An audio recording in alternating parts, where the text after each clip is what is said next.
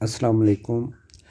आज मैं आपको गूगल मैप की अफ़ादियत के बारे में बताऊंगा कि किस तरह से हम किसी शख्स को गूगल मैप के ज़रिए से ट्रैक कर सकते हैं, उसकी एक्टिविटीज़ को देख सकते हैं कि वो किस सिमत में गया था, उसने कौन सा दिन किस एरिया में गुजारा था और वो किस रूट से आता जाता है और कौन सी तारीख़ को वो किस रूट की तरफ गया था।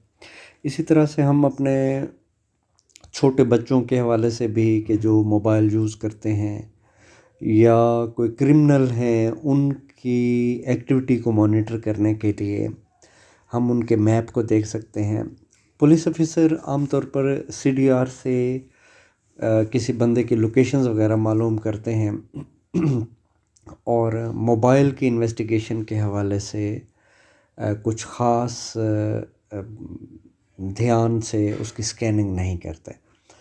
आज हम इसमें देखेंगे कि अगर क्रिमिनल का मोबाइल हाथ में आ गया है या हम किसी भी शख्स का मोबाइल देखना चाहते हैं कि जी वो किस एरिया में चक्कर लगाता रहा या फ़लाँ डेट को वो कहाँ था, किस जगह पाया जाता था और वो उसका रूट क्या रहा, वो घर और ऑफ़िस या किसी भी जगह पे कैसे गया।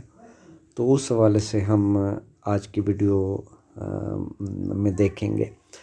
तो सबसे पहले मैं आपको बताता चलूँ कि हमने अपने गूगल मैप को ओपन करना है और ये मैप्स का आइकॉन है, इस आइकॉन को हमने ओपन करना है और इसके टॉप राइट कॉर्नर पे हमारा जीमेल का आइकॉन लगा होता है।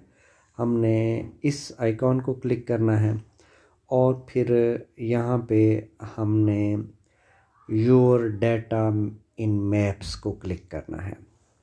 हम इसे क्लिक करेंगे तो हमारे सामने इस तरह का इंटरफेस आ जाएगा। इसमें हमने नीचे की तरफ स्क्रॉल करना है और टाइमलाइन का ऑप्शन आ रहा है। इस टाइमलाइन के ऑप्शन को हमने क्लिक करना है और जब हम इसे क्लिक करेंगे तो हमारे सामने एक और इंटरफेस आ जाता है कि जो हमें बताएगा किसी भी शख्स की एक्टिविटी के हवाले से।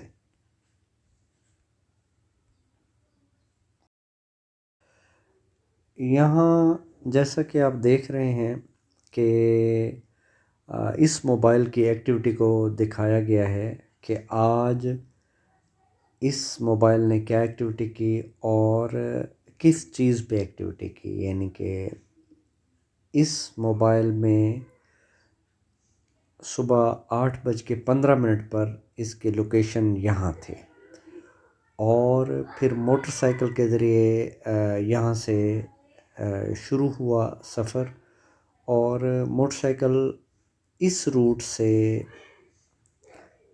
जो आपको ब्लू नज़र आ रहा है, इस रूट से मोटरसाइकिल मूव हुआ और मूव होता हुआ इस जगह पे पहुंच गया। फिर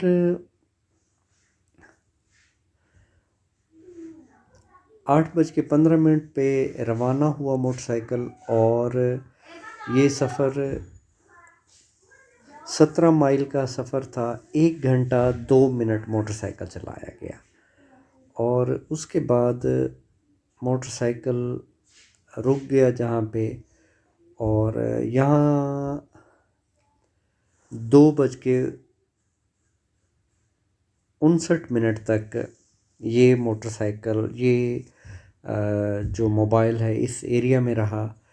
फिर 2:59 से 52 मिनट की ड्राइव की गई और इस रास्ते से ये मोबाइल दोबारा मुतलका जगह पे पहुंच गया और इस जगह पे ये जो सफ़र है इख्तिताम पज़ीर हुआ और ये आज का दिन इस तरह से गुज़र गया। अब ये मैप ने ये शो किया कि इसके पूरे दिन की एक्टिविटी जो है वो ये रही और इसकी मूवमेंट ये रही और ये हमारे सामने शो कर रहा है।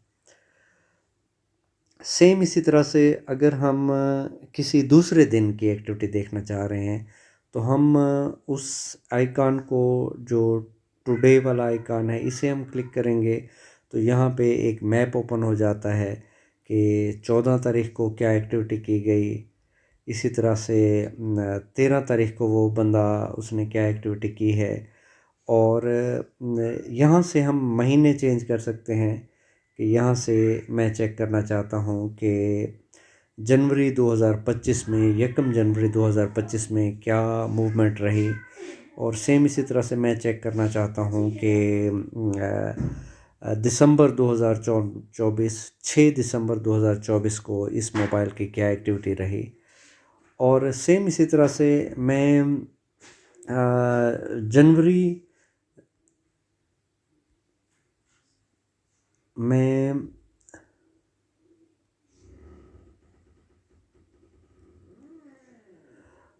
दिसंबर 2 दिसंबर 2023 की एक्टिविटी देखना चाहता हूँ तो वो एक्टिविटी भी यहाँ पे शो हो रही है कि 2 दिसंबर 2023 को ये एक्टिविटी किस तरह से रही। इस दिन भी मोटरसाइकिल पे सफ़र किया गया और इस तरह से इसकी मूवमेंट जो है वो हमारे सामने आ जाएगी। तो हमारे सामने अगर क्रिमिनल का मोबाइल हो तो आप एक लम्हे के लिए सोचें कि वो वारदात में किस तरफ गया है, वो उसने मूवमेंट क्या की, उसका रूट कौन सा रहा, वो हमें गूगल मैप से, उस क्रिमिनल के मोबाइल से, इस मैप की मदद से हम ट्रेस कर सकते हैं। तो हमें CDR भी अपना डाटा प्रोवाइड करेगी और गूगल मैप भी अपना डाटा प्रोवाइड करेगा। एक बात नोट कर लें कि गूगल मैप की लोकेशन ऑटोमेटिक ऑन हो जाती है कि जब मुख्तलिफ़ ऐप्स को हम लोकेशन एक्सेस देते हैं। यानी कि आपको इल्म में होगा कि हम जो भी कोई ऐप डाउनलोड करते हैं तो ऐप डाउनलोड करते वक्त टर्म एंड कंडीशन में परमिशंस का एक पॉपअप जनरेट हो जाता है जिसमें वो बताया जाता है कि ये मुझे एक्सेसेस दी जाएं। जैसे मैं टिकटॉक डाउनलोड करता हूँ तो 14 एक्सेसेस मेरे सामने आ जाती हैं कि जी SMS एक्सेस दें, लोकेशन एक्सेस दें, कॉन्टैक्ट एक्सेस दें। तो वो एक्सेसेस हम जब क्लिक करते हैं तो वो डिवाइसेस अपना काम, वो एप्लीकेशंस अपना काम जारी रखती हैं। तो मुख्तलिफ़ ऐप्स चूँकि लोकेशन को यूटिलाइज़ कर रही होती हैं, इसलिए मोबाइल की लोकेशन अगर हम ऑफ़